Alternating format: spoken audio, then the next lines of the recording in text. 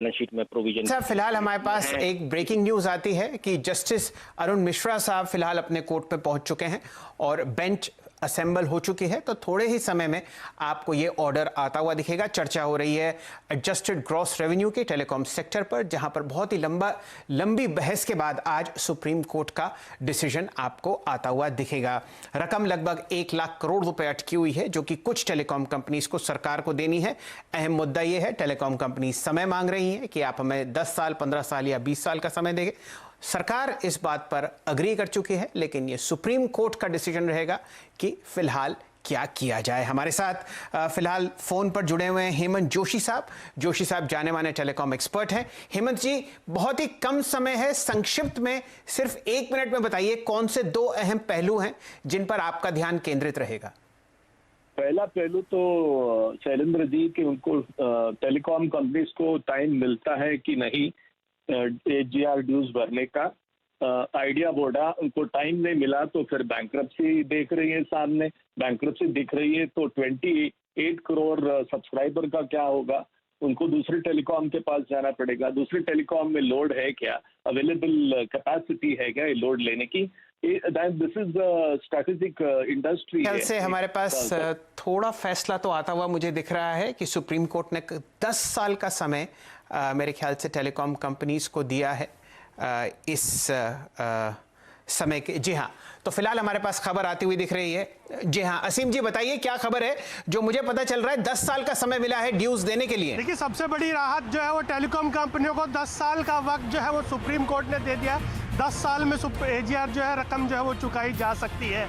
एक बड़ी राहत जो है वोडाफोन आइडिया, एयरटेल के लिए, क्योंकि आगे आने वाले 10 सालों के अंदर वो ये रकम जो है वो चुका सकते हैं। खासतौर पे कि वोडाफोन आइडिया को 58,000 करोड़ रुपए की रकम जो है वो चुकानी है। एयरटेल को जो है करीबन 40,000 करोड़ रुपए की रकम चुकानी है। एयरटेल जो 18,000 करोड़ रुपए जो है वो चुका चुका है। वोडाफोन आइडिया जो 7,000 करोड़ रुपए की रकम जो है वो चुका चुका है। तो 20 साल का वक्त जो है सरकार ने देने की मांग जो है वो 10 साल का वक्त जो है वो दिया जाएगा। 10 साल के अंदर आपको ये रकम जो है वो चुकानी है। तो बड़ी राहत जो है यहाँ पर उनको मिल रही है। दूसरी ये बड़ी बात है कि क्या स्पेक्ट्रम जो है वो उसका हिस्सा होगा होगा कंपनी का, तो सुप्रीम कोर्ट ने वो NCLT के ऊपर छोड़ दिया है। यानी कि ये जो कंपनियां दिवालिया हो चुकी है, आरकॉम और एयरसेल, उनके लिए भी राहत है। सुप्रीम कोर्ट ने ये फैसला जो है NCLT के ऊपर छोड़ दिया कि वो स्पेक्ट्रम जो है उनकी रेजोल्यूशन का हिस्सा जो होगा कि नहीं होगा। तो यहाँ पर उन कंपनियों के लिए भी एक बड़ी राहत कि ये उनको भी फिलहाल स्पेक्ट्रम जो है वो अपना आगे शेयर ट्रांसफर करेंगे। इसका फैसला जो है NCLT जो है वो करेगा। सुप्रीम कोर्ट ने इसके ऊपर कोई फैसला जो है एक और खबर ये आ रही है टेलीकॉम कंपनी को सुप्रीम कोर्ट से एक बड़ी। असीम जी, एक खबर और आ रही है कि जो 10% आपके आउटस्टैंडिंग ड्यूज हैं उनका पेमेंट आपको अक्टूबर 31 की तरफ देना पड़ेगा। तो फिलहाल आपके सामने बाजार में वापस एक हरी लहर आती हुई दिख रही है। असीम जी, आप हमारे साथ जुड़े रहिए। भारतीय एयरटेल आपके सामने 534 रुपए 90 पैसे के पास दिन के उच्चतम लेवल पर आपको ट्रेड करता हुआ दिखेगा, लगभग 14% ऊपर। बैंक निफ्टी वापस आपको हरे निशान में आता हुआ दिख रहा है, 106 अंक ऊपर 11,507, और निफ्टी आपको 84 अंक ऊपर 11,466। सुदीप बंदोपाध्याय साहब से जुड़ते हैं। सुदीप जी, आपके पहले रिएक्शन, जो सरकार और कंपनीज की सोच थी, सुप्रीम कोर्ट ने कुछ तो आपको राहत होती हुई दिखी है, बाजार हरे निशान में आता हुआ। आपकी राय वोडाफोन आइडिया और भारतीय एयरटेल के स्टॉक पर? जी शायद जी, पॉजिटिव न्यूज है। हाँ, उम्मीद तो ये कर रहे थे कि 15 साल का टाइम मिलेगा, पर 10 साल भी अच्छा है। एंड रियलिस्टिक तरह से अगर देखें, 10 साल बहुत अच्छा टाइम होता है ये ड्यूज पेमेंट करने के लिए। और जैसे आप कह रहे थे कि 10% शायद 31 अक्टूबर तक चुकाना पड़ेगा और बाकी में एक स्ट्रक्चर्ड वे में पेमेंट करना पड़ेगा। तो वोडाफोन आइडिया का एग्जिस्टेंस लेके जो शंका सबके मन में था, कुछ हद तक वो दूर होगा। और ये इंडियन टेलीकॉम सेक्टर के लिए बहुत अच्छा न्यूज है। डुओपोली जिसकी संभावना दिखी जा रही थी, वो डुओपोली नहीं रहेगा, एक कम्पिटिटिव मार्केट रहेगा। एयरटेल के बारे में जैसे मैं पहले जिक्र कर रहा था कि जो अनिश्चयता था, जो अनसर्टिनिटी था, वो दूर हो रहा है। और अब आएगा टेलीकॉम टैरिफ रिवीजन का टाइम, जिससे कि कंपनीज के बॉटम लाइन को स्ट्रेंथन किया जाएगा, स्ट्रेंथन होगा। आप कोई साल के टाइम में आप कोई पोजिशनल कॉल देना चाहेंगे क्या? भारतीय एयरटेल पर स्टॉक भागे जा रहा है, 557 का प्राइस मेरे सामने फिलहाल स्क्रीन पर है, 4% ऊपर। अगर आप संक्षिप्त में दे तो इस चर्चा को हमारा आगे बढ़ाते हैं। 600 रुपया का टारगेट भारतीय एयरटेल में हम लोगों का है इस डिसीजन के बाद, और वोडा आइडिया में भी खरीदारी की जा सकती है करंट लेवल पे। जी असीम जी, आपके साथ वापस जुड़ते हैं और 2 या 3 अहम चीजें आपको क्या पता चली? ये पेमेंट्स किस तरीके से होंगे, कौन से हफ्ते में या कौन से महीने में आपको ये 10% पैसा हर साल देना पड़ेगा और ब्याज का क्या होगा? देखिए, ब्याज जो है सुप्रीम कोर्ट ने अभी उसके ऊपर कोई टिप्पणी जो है वो नहीं किया, लेकिन जो केंद्र सरकार ने हलफनामा दिया था उसमें ये कहा था कि ब्याज जो है 8% की दर के ऊपर फ्रीज जो है वो कर दिया जाए, तो उसको भी बांध जो है मान लिया गया। सुप्रीम कोर्ट ने कहा कि मार्च 2021 तक आप 10% का पेमेंट जो है वो कर सकते हैं, तो 10% पेमेंट ऑलरेडी कंपनियों जो है वो कर चुकी हैं। यानी कि जो वोडाफोन आइडिया है उसको करीबन 58,000 करोड़ रुपये का पेमेंट जो है वो करना था, तो वो अभी करीबन 7,000 करोड़ रुपये के आसपास का पेमेंट जो है वो कर चुकी है। एयरटेल जो है करीबन 18,000 करोड़ रुपये का पेमेंट जो है वो कर चुकी है। तो ये एक बड़ी राहत है कि कंपनियों के लिए कि उनको 10 साल का वक्त जो मिला है, तो आगे एक फॉरवर्ड लुकिंग जो है कंपनियां सोच सकते हैं कि किस तरह से उनको पेमेंट जो है स्टैगर्ड पेमेंट जो है 10 साल के पीरियड में जो है वो करनी है। हो सकता है आने वाले दिनों में थोड़े टैरिफ जो है वो भी बढ़ जाए, तो टेलीकॉम कंपनियां कहीं ना कहीं से ये पेमेंट जो है वो करेंगी। तो एक राहत बड़ी कंपनी जैसे कि आप देख सकते हैं मार्केट में उनको देखने को मिल रही है।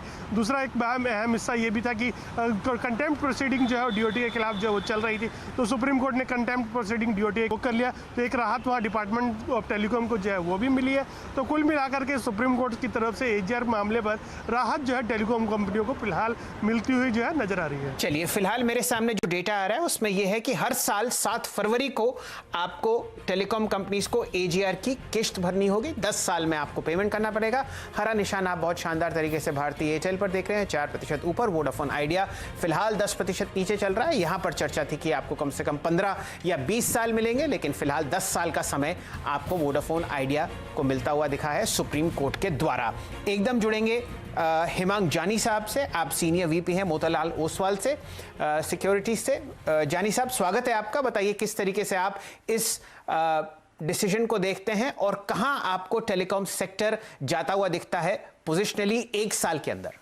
देखिए, सत्य आने के कारण जो टेलीकॉम सेक्टर के ऊपर एक बहुत बड़ा जो ओवरहैंग था, क्योंकि ये काफी खींचा चला आ रहा था, वो एक निकल गया है।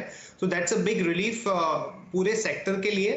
स्टॉक्स के बारे में बात करें तो भारती के लिए एक बहुत बड़ी पॉजिटिव है, क्योंकि एक तो उनको टाइम मिलेगा, दूसरा ये है कि जो वोडाफोन की परिस्थिति है वो इतनी अगर अच्छी नहीं है, तो उसके चलते हुए जो मार्केट शेयर का गेन है वो भारतीय एयरटेल के लिए काफी बड़ा हो सकता है।